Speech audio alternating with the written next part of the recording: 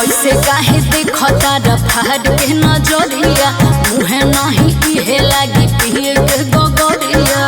अरे पियादा करे जवा शीतल हो जाए। तू ही चौक बड़ा ऐसे काहे देखता रफाड़ के नजरिया मुहे नहीं इहे लागी पिए के गगरिया। सुना कि बाटे उमर कमर लचकनिया हाय हाय कि बाटे उमर कमर लचकनिया जब खींचे लूनी